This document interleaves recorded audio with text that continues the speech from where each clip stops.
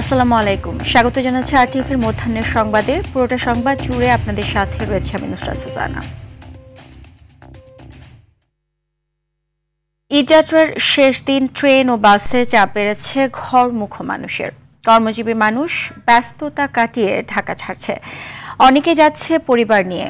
দিনভর একের পর এক বাস ছেড়ে যাচ্ছে কাউন্টারগুলো থেকে।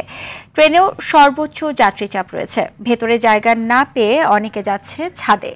টিকিট ছাড়াও যাত্রীরা ট্রেন ভ্রমণ করছে। যাত্রীদের কাছ থেকে বাড়তি ভাড়া আদায় ঠেকাতে বিভিন্ন বাস কাউন্টারে তদারকি কার্যক্রম পরিচালনা করছে জাতীয় ভোক্তা অধিকার সংরক্ষণ অধিদপ্তর। সদরঘাটের লঞ্চ টার্মিনালেও ছিল বাড়ি ফেরা যাত্রীদের ভিড়।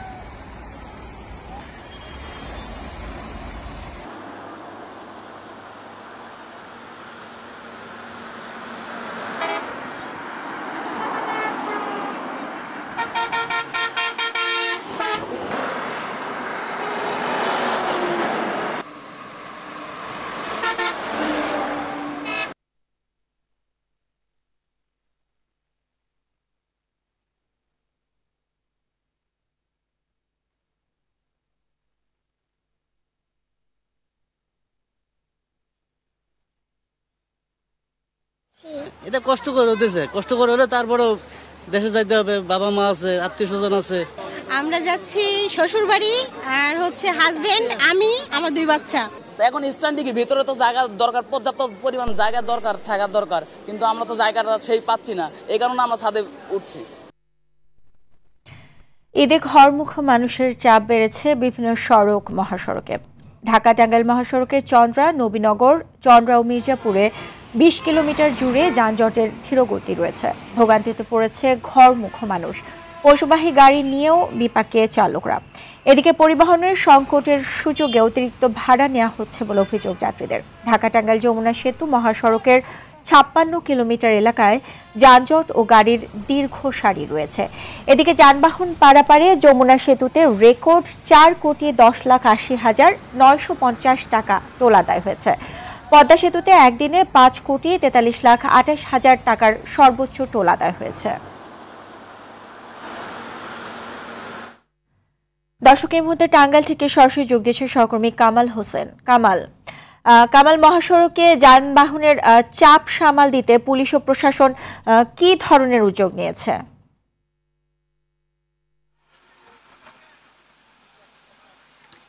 জি সুজানা, ধন্যবাদ আপনাকে। তো এখন পর্যন্ত ঢাকা টাঙ্গাইল যমুনা সেতু মহাসড়কে কোনো সুখবর নেই।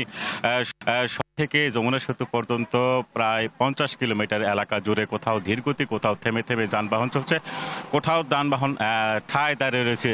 তো এই অবস্থা কিন্তু পুরো সড়ক জুড়েই দেখা গেছে। এখন পর্যন্ত এই সড়কটিতে কোনো সুখবর যেটি যাত্রীদের সেটি দেওয়া যাচ্ছে না। তো এখানে যে সমস্যাটি বলা হচ্ছে যানজটের মূল কারণ হিসেবে দেখা হচ্ছে যে চাপ রয়েছে সেতুতে, যে গাড়ির চাপ, এই চাপের কারণে সেতু কর্তৃপক্ষ টোল আদায় বন্ধ রয়েছে। সকাল থেকেই এই দুপুর পর্যন্ত 12টা পর্যন্ত কিন্তু কয়েক দফা টোল আদায় বন্ধ রাখে সেতু কর্তৃপক্ষ, যেহেতু যে চাপ যানবাহনের সেই চাপ তারা সামাল দিতে পারছেন না।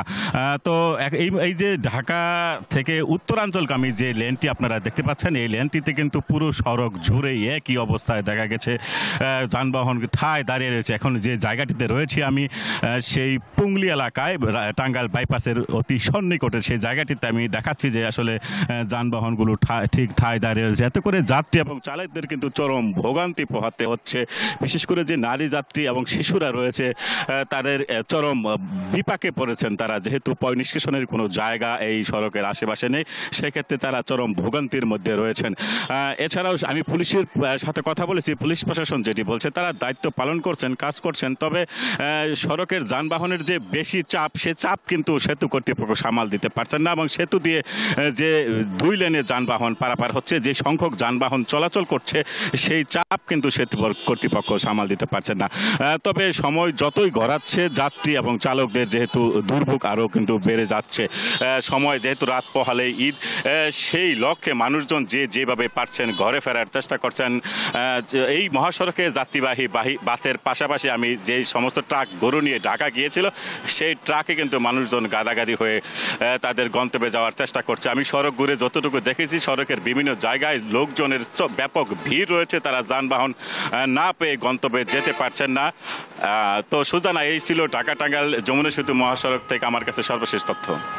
ধন্যবাদ আপনাকে। যাত্রীদের কাছ থেকে বাড়তি ভাড়া আদায় ঠেকাতে বিভিন্ন বাস কাউন্টারে তদারকি কার্যক্রম পরিচালনা করছে জাতীয় ভোক্তা অধিকার সংরক্ষণ অধিদপ্তর। এই মুহূর্তে ফুলবাড়িয়া বাস স্টেশনে রয়েছে সহকর্মী নাজমুল হুদা, সরাসরি যুক্ত হচ্ছে সেখানে। নাজমুল, আমরা জানি যে এরকম একটা অভিযোগ রয়েছে যে বাস কাউন্টারগুলোতে অতিরিক্ত ভাড়া আদায় করা হচ্ছে এবং এই ব্যাপারে অভিযান পরিচালনা করছে ভোক্তা অধিকার সংরক্ষণ কর্তৃপক্ষ। তো এই ব্যাপারে বিস্তারিত কি তথ্য আছে আপনার কাছে এবং এই অভিযোগের ভিত্তিতে কি জরিমানা আদায় করা হয়েছে কিনা? সুজানা, ঈদ যাত্রা উপলক্ষে আজকে ঘরমুখো মানুষের বাড়তি চাপ রয়েছে এবং এই বাড়তি চাপের সুযোগ নিয়ে পরিবহন মালিকরা এবং পরিবহনগুলো কিন্তু যাত্রীদের কাছ থেকে বাড়তি ভাড়া আদায় করছে। এই বাড়তি ভাড়া আদায়ের কারণে আজকে বেশ কিছু পরিবহনকে জরিমানা করেছে জাতীয় ভোক্তা অধিদপ্তর। আমরা সকাল থেকে দেখেছি তারা ফুলবাড়িয়া এই বাস টার্মিনালে তারা অভিযান পরিচালনা করেছে এবং 4টি কাউন্টারে মোট তারা 20,000 টাকা জরিমানা করেছে। জরিমানার বিষয়গুলো ছিল যে তারা যাত্রীদের থেকে তো বাড়তি ভাড়া আদায় করছেনই, একই সাথে আবার যারা পরিবহনের স্টাফ রয়েছেন তারা পরিবহনের সিটগুলো, বাসের সিটগুলো অগ্রিম বুকিং করে রেখেছেন, অর্থাৎ তারা কক্ষিগত করে রেখেছেন, সেটি যাত্রীদেরকে পরবর্তীতে ব্ল্যাকে মোটা অঙ্কের বিনিময়ে হচ্ছে যে ভাড়া নেওয়া হচ্ছে। তো আমাদের সঙ্গে এই মুহূর্তে একজন যাত্রী রয়েছেন, আমরা এই যাত্রীর সঙ্গে কথা বলবো। কোথায় যাচ্ছেন এবং কত টাকা ভাড়া? আমি যাচ্ছি হলো গোপালগঞ্জে। আমার মনে করেন আমি টিকিটটা অনেক কাউন্টারে গেছি, আমার টিকিটটা দিই নাই, তারা কথাই বলে না। আর সাধারণত আমার একটা ফ্রেন্ড আছে, তার কাছে মানে অগ্রিম টিকিট কাটছে, মনে করেন অগ্রিম মানে 20 তারিখে কাটছে, আর এখন সেই ভাড়াটা 600 টাকা নিচ্ছে। আগে আমরা সচরাচর যেতাম মনে করেন 500 টাকায়, এখন 100 টাকা হয়তো বেশি নিচ্ছে। কোন পরিবহনে যাইতে? আমি যাচ্ছি এখন টুঙ্গিপাড়া এক্সপ্রেসে যাচ্ছি। বলছিল যে টঙ্গিপাড়া এক্সপ্রেসে তার থেকেও 100 টাকা ভাড়া বেশি নেওয়া হয়েছে। তো শুধু এটি না, আমরা দেখেছি নড়াইল এক্সপ্রেস তারাও বাড়তি ভাড়া নিয়েছে, 50 টাকা বেশি ভাড়া নিয়েছে এবং এটি স্বীকারও করেছে এখানকার যেই কাউন্টারে যিনি ছিলেন তিনি স্বীকার করেছেন। এছাড়া ওয়েলকাম এক্সপ্রেস তারা সিট বুকিং করে রাখার কারণে তাদেরকেও জরিমানা করা হয়েছে। তো এছাড়া আমরা একটু খোঁজ নিয়েছি, সায়দাবাদ বাস টার্মিনালেও অভিযান পরিচালনা করছে ভোক্তা অধিদপ্তর। তো এই ছিল ফুলবাড়িয়া থেকে সর্বশেষ। সুজানা, ধন্যবাদ আপনাকে। রাজধানীর অনেক হাটে কোরবানির পশুর সংকট দেখা দিয়েছে। তেজগাঁও হাটে গরু আস অব্যাহত থাকলেও কিছুটা সংকট রয়েছে। বেশি সংকট খিলক্ষেত হাটে, ক্রেতা থাকলেও নেই গরু। গাবতলী হাটেও পশুর কিছুটা সংকট দেখা দিয়েছে। এই সুযোগে বাড়তি দাম হাঁকছে বিক্রেতারা, ভালো দামে বিক্রি করতে পারায় সন্তুষ্ট ব্যাপারীরা। ছোট এবং মাঝারি গরুর চাহিদা বেশি হওয়ায় বিক্রিও বেশি, বড় গরুর ক্রেতা কম। দর্শক, এই মুহূর্তে রাজধানীর 300 ফিট গরুর হাটে রয়েছে সহকর্মী এয়ার বাদল, সরাসরি যুক্ত হচ্ছে সেখানে। বাদল, কোন কোন হাটে হঠাৎ করে কোরবানির পশুর সংকট দেখা দিয়েছে এবং এই যে সংকট দেখা দিয়েছে এটার কারণ কি?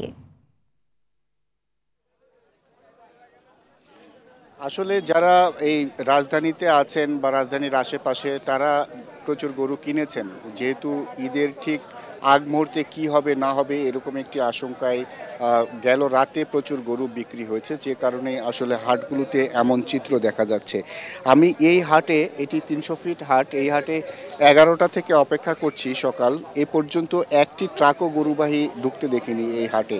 অর্থাৎ এই হাটে 4 ভাগের প্রায় 3 ভাগ শূন্য হয়ে গেছে, 1 ভাগ বলা চলে যে গরু আছে, একেবারেই গরু শূন্য হয়ে পড়েছে, এরকম একটি অবস্থা তৈরি হয়েছে। খিলক্ষেত হাটেও একেবারে গরু নেই, এরকম একটি অবস্থা আমরা দেখেছি। এছাড়া গাবতলীতে খোঁজ নিয়েছি এবং অন্যান্য হাটের চিত্র প্রায় একই রকম। আমরা দেখছি যে অন্য বিভিন্ন হাট থেকে ক্রেতারা আসছেন এই হাটে, কিছুটা গরু আছে এটা কেনার জন্য, কিন্তু তারপরেও সংখ্যা খুবই কম। নামাজের পরে আরেকটি চাপ বাড়বে এমনটা আশা করছেন বিক্রেতারা। একজন বিক্রেতার সাথে কথা বলতে চাই। আপনি কয়টা গরু নিয়ে এসেছিলেন এবং কয়টা বিক্রি হয়েছে? 9টা নিয়ে আসছি, 6টা বিক্রি হয়েছে আর 3টা আছে।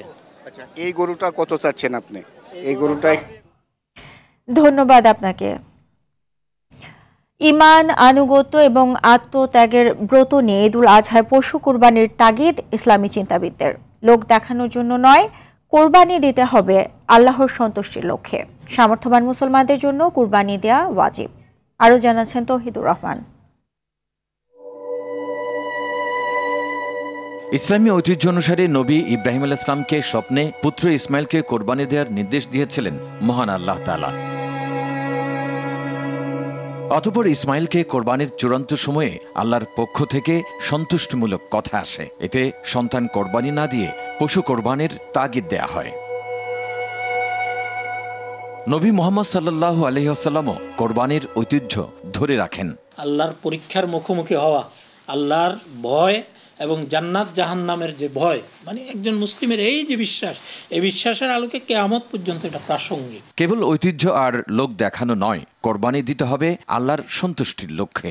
আল্লাহর রাসূলদের সুন্নতকে জাগিয়ে রাখবার জন্য, নিজের কুপ্রবৃত্তিকে আপনি এর মাধ্যমে হত্যা করার জন্য আপনি পশু জবাই করতেছেন না, আপনি আপনার রিপুকে, মনের যে হিংসা, দেশ যেগুলো আছে সেগুলোকে আপনি হত্যা করছেন। 10 জিলহজ ঈদের নামাজের পর থেকে 12 জিলহজ সূর্যাস্তের আগ পর্যন্ত পশু কোরবানি দেয়া যায়। তৌহিদুর রহমান, RTV, ঢাকা। চাহিদা বাড়ায় অন্যান্য বছর ঈদুল আজহায় মশলার দাম বাড়লেও এবার কমেছে। বাজারে নেই অস্থিরতা। বেশিরভাগ মশলার দামই রয়েছে সহনীয় পর্যায়ে। লবঙ্গ, জিরা, ধনে, গোলমরিচের মতো মশলার দাম কিছুটা কম হলেও দাম বেড়েছে এলাচ ও দারুচিনির। ব্যবসায়ীরা বলছে, চাহিদা ও সরবরাহ স্বাভাবিক থাকায় বাজারে প্রভাব পড়েনি। ফলে ঈদের আগে কিছুটা স্বস্তিতে ক্রেতারা। সারা দেশের নিরাপত্তার জন্য আইনশৃঙ্খলা বাহিনী কাজ করছে। নেওয়া হয়েছে পর্যাপ্ত নিরাপত্তা। প্রতিটি অলি গলিতেও কড়া নিরাপত্তা থাকবে বলে জানিয়েছেন স্বরাষ্ট্র উপদেষ্টা অবসরপ্রাপ্ত লেফটেন্যান্ট জেনারেল জাহাঙ্গীর আলম চৌধুরী। সকালে জাতীয় ঈদগাহ পরিদর্শনকালে তিনি এসব কথা বলেন। জানান, এবার নামাজ পড়ার জন্য মুসল্লিদের জায়নামাজ আনার প্রয়োজন নেই। বৃষ্টি হলে ঈদ জামাত বায়তুল মোকাররমে অনুষ্ঠিত হবে বলেও জানান উপদেষ্টা। পরে সেখানে পরিদর্শনে আসেন ডিএমপি কমিশনার শেখ মোহাম্মদ সাজ্জাদ আলী। ঈদ জামাত নিয়ে ব্রিফিংকালে জানান, ঈদগাহের চারপাশে সিসি ক্যামেরা দিয়ে পর্যবেক্ষণ করা হবে। বায়তুল মোকাররম মসজিদেও একইভাবে আইনশৃঙ্খলা বাহিনী কাজ করবে। এ সময় ব্যাগ, ধারালো বস্তু না নিয়ে যাওয়ার অনুরোধ জানান ডিএমপি কমিশনার। প্রস্তুতি সব আল্লাহ দিলে খুব ভালো আছে, কোনো ধরনের কোনো অসুবিধা নাই এবং পুরা দেশের নিরাপত্তার জন্য আমাদের পর্যাপ্ত সংখ্যক আইন শৃঙ্খলা বাহিনী রয়ে গেছে। যদি কোথাও কোনো ধরনের কোনো ইনফরমেশন পান, আপনারা নিকটবর্তী থানার সাথে সাথে জানাবেন, আমরা অবশ্যই ব্যবস্থা নেব। ঈদগাহ ময়দান ও আশেপাশের এলাকায় এসবির সুইমিং টিম এবং সিটিটিসির ডগ স্কোয়াড দ্বারা সুইমিং করা হবে। ডিএমপির সোয়াট ও বোম ডিসপোজেবল ইউনিট সার্বক্ষণিক প্রস্তুত থাকবে। সৌদি আরবের সঙ্গে মিল রেখে পবিত্র ঈদুল আজহার নামাজ আদায় করেছে দিনাজপুরের 6টি উপজেলার প্রায় 2000 পরিবার। এসব মুসল্লিরা তাদের নিজ নিজ এলাকার বিভিন্ন স্থানে ঈদের নামাজ আদায় করে। নামাজ শেষে নিজ নিজ বাড়িতে গিয়ে পশু কোরবানি দেয় তারা। চাঁদপুরের হাজীগঞ্জ উপজেলার প্রায় অর্ধশতাধিক গ্রামে উদযাপন হচ্ছে ঈদুল আজহা। মাদারীপুরে ঈদ উদযাপন করছে 25 গ্রামের প্রায় 30,000 মানুষ। বরিশাল নগরী সহ জেলার কয়েক হাজার পরিবার ঈদ উদযাপন করছে। পটুয়াখালীর 28 গ্রাম এবং রাজশাহীতেও উদযাপন হচ্ছে ঈদুল আজহা। সৌদি আরব সহ মধ্যপ্রাচ্য ও এশিয়ার কয়েকটি দেশে ধর্মীয় ভাব গাম্ভীর্যের সঙ্গে আজ উদযাপন হচ্ছে পবিত্র ঈদুল আজহা। সকাল থেকেই মুসল্লিরা নামাজ আদায়ে মসজিদে ভিড় করে। সৌদি আরবের মক্কায় অনুষ্ঠিত হয় সবচেয়ে বড় ঈদের জামাত। বিভিন্ন দেশের লাখ লাখ মুসল্লির সঙ্গে নামাজে শরিক হন প্রবাসী বাংলাদেশিরাও। ইন্দোনেশিয়া সহ বিভিন্ন দেশে ঈদের নামাজ শেষে মুসল্লিরা বিশ্ব মুসলিম উম্মার শান্তি কামনায় মোনাজাত করেন। এদিকে ঈদের আনন্দ থেকে বঞ্চিত ফিলিস্তিনের গাজাবাসী বর্বর হামলা চালিয়ে ঈদের আগের দিন তাদের হত্যা করেছে দখলদার ইসরায়েল। এবারও ঈদের দিনেও স্বজন হারানোর বেদনা আর ক্ষুধার জ্বালাতেই কাটছে গাজাবাসীর ঈদুল আজহা।